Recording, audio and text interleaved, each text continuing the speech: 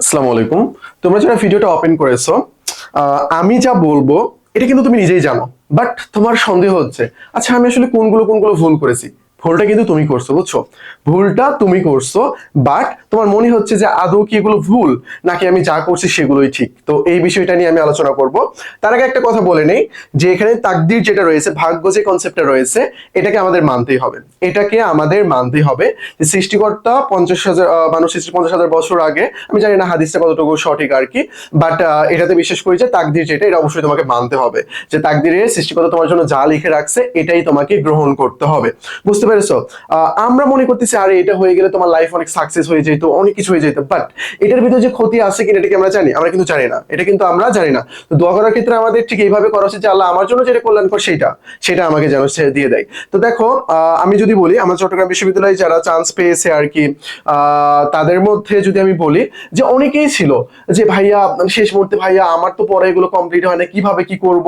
আবার অনেকের অনেক ভালো প্রিপারেশন, আমাদের সবগুলো পরীক্ষাতে সে টপ করতেছিল, এরকম অনেকে চান্স পায় নাই। আবার যাদের হয় নাই বলতেছিল তারা চান্স পেয়েছে।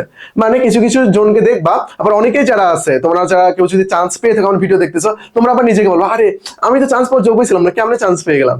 ব্যাপারটা আসলে এইরকম। ওকে, যাই হোক।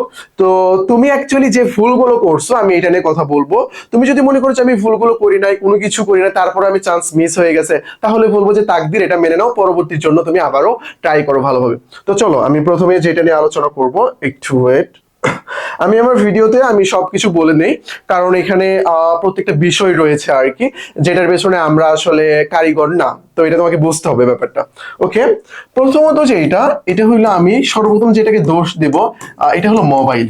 মোবাইলকে দোষ দেওয়া মানে তোমাকে দোষ দেওয়া। রিলস, এই যে রিলস, রিলস কি জানো? রিলস হইলো মাদকের চাইতেও বেশি ক্ষতিকর, তাই বলে আবার মাদক খাইও না, বুঝছো? ওইটাও ক্ষতিকর।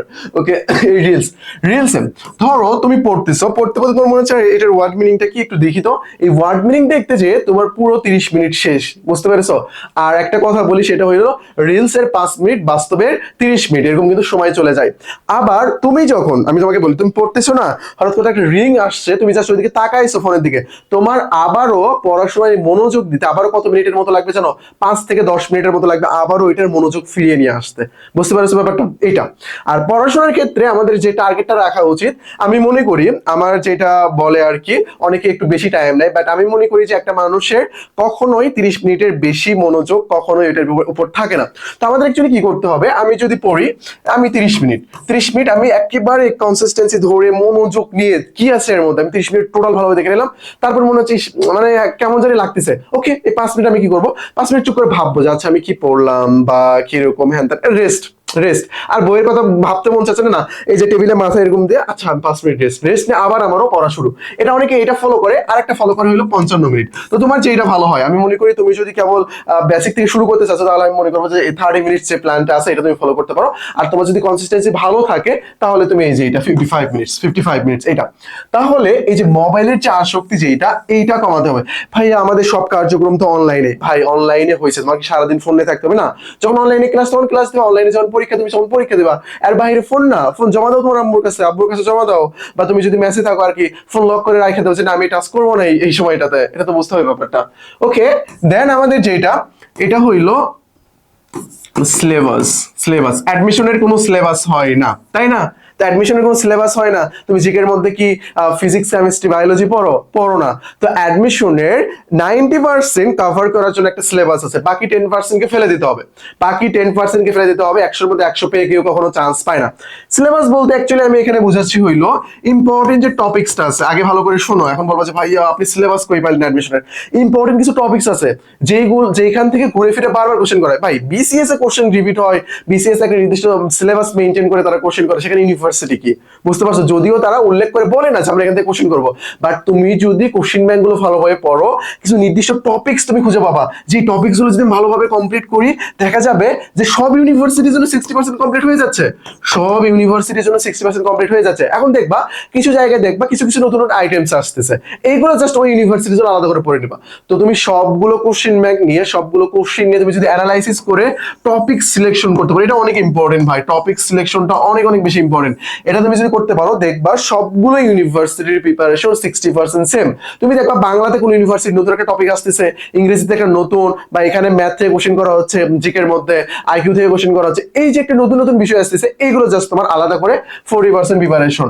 বাট বাকি সব তোমার মিল রয়েছে, বাকি সবগুলো ইউনিভার্সিটির সাথে মিল রয়েছে। এটা জাহাঙ্গীরনগর বলো, ঢাকা বলো, জিএসটি বলো, যেটাই বলো না কেন সবগুলোর সাথে মিল রয়েছে। এরকম ভাবে টপিকস বা সিলেবাস বলে একটু খারাপ দেখায়, একটু লাগে যে আবার সিলেবাস কি। তুমি একটা মনে রাখতে পারো যে ইম্পর্টেন্ট টপিকস যেটা, এই টপিক অনুযায়ী পড়াশোনা করো। তারপরে আরেকটা ব্যাপার, সেটা হলো বেসিক। দেখো তুমি যখন এমসিকিউ পড়তেছো, একটা পড়া কমপ্লিট করে আনসার পাশে দেখে, আর এটা তো ইজি পারি ভাই, আনসার পাশে থাকলে এটা যদি এমবিএ এরও কোশ্চেন হয় এটাও ইজি মনে হয়, মানে সবচেয়ে বেশি কঠিন পরীক্ষা যেটা কথা বলতে চাই এটাও তোমার কাছে সহজ মনে হয়, আরে এটাই তো আনসার হবে। বাট কি করতে হবে, এগুলো তোমার আনসার ঢেকে রেখে সলভ করতে হবে। আনসার ব্যতীত তুমি কি পারো কিনা। ধরো তুমি আনসার করে ফেলছো, ঠিক আছে, এই কোশ্চেনটা যদি আর একটু ঘুরে পেঁচে করে আমি কি পারবো, আমি যদি না পারি আমাকে বেসিক সহকারে কমপ্লিট করতে হবে। যখন আমি কোশ্চেনটা একটু ঘুরে ফিরে করা হচ্ছে তখন আমি পারতেছি না, তার মানে আমার বেসিক দুর্বল, আমার বেসিক থেকে শুরু করতে হবে। তাহলে কি করতে হবে, আমার বেসিক থেকে শুরু করতে হবে। যেহেতু তোমরা ভিডিও যারা দেখতেছো যে ফার্স্ট টাইমে কেন পাও না, তার মানে সেকেন্ড টাইম প্রিপারেশন চিন্তা ভাবনা করতেছো, তাহলে ভাই আমি বলবো যে এখন থেকে তুমি বেসিক থেকে পড়াশোনা করা শুরু করো। এটা অনেক অনেক বেশি ইম্পর্টেন্ট। ইউনিভার্সিটি বলি বা অন্যান্য যেখানে জবের কথা বলি না কেন, এখানকার মেইন কনসেপ্ট যেটা, এটা কি, এটা হলো যে ভাই যে কোশ্চেনটা আসছে এই টাইপেরই 2-3 রকমের কোশ্চেন দেয়, আর এই টাইপের কোশ্চেন গুলো পারার জন্য তোমাকে বেসিক থেকে পড়াশোনা করতে হবে। কোথা থেকে পড়াশোনা করতে হবে, বেসিক থেকে পড়াশোনা করতে হবে। আশা করি বিষয়টা বুঝতে পেরেছো। তাহলে এখানে আমরা 3টা প্রধান কারণ দেখলাম। একটা হইলো টপিকস না বুঝে পড়াশোনা করা, বেসিক ক্লিয়ার না করা, আর একটা হইলো এই যে অ্যাডিকশন, মোবাইল বা রিলসের যে অ্যাডিকশনটা, এটার পেছনে আমরা টাইম ওয়েস্ট করে ফেলি। আরেকটা হইলো পড়াশোনার রুটিন মেইনটেইন বা কনসিস্টেন্সি ধরে রাখা। এটা আসলে কারো পক্ষেই পসিবল না, এমনকি আমার নিজের পক্ষেও পসিবল হয় না। একটা না 7 দিন কেউ কখনো পড়াশোনা করতে পারে না। যখন একদিন মন চাচ্ছে পড়াশোনা করবো না, আর করলাম না, ঠিক আছে, পরের দিন আবার রেগুলারিটি কনসিস্টেন্সি ধরে রেখে আমি পড়াশোনা করলাম, এরকম করে পড়াশোনা করতে হবে। তো রুটিন মেনটেন করতে হবে। আমি বলবো যারা এখানে মুসলিম আছো তারা ভাই 5 ওয়াক্ত নামাজ পড়তে প্লিজ এইটা করো। তুমি যদি 5 ওয়াক্ত নামাজ করো ভাই, রুটিনটা এত সুন্দর হবে, তোমার অনেক অনেক সুন্দর হয়ে যাবে। মানে সঠিক সময় খাওয়া দাওয়া, নামাজ পড়লে তুমি পুরো সময়টাকে কন্ট্রোল করতে পারবা। আশা করি তোমাকে আমি বিষয়টা বোঝাতে পেরেছি। ভিডিওটা অনেক বড় হয়ে গেল। তো এই কাজগুলো তুমি যদি করতে পারো, যেগুলো নিষেধ করলে এগুলো যদি মেনটেন করতে পারো, ইনশাআল্লাহ নেক্সট তুমি চান্স পাবা। আর তোমাদের জন্য আমাদের ফ্রি 10টা ক্লাস রয়েছে, এই নাম্বারে নক দিলেই পেয়ে যাবা।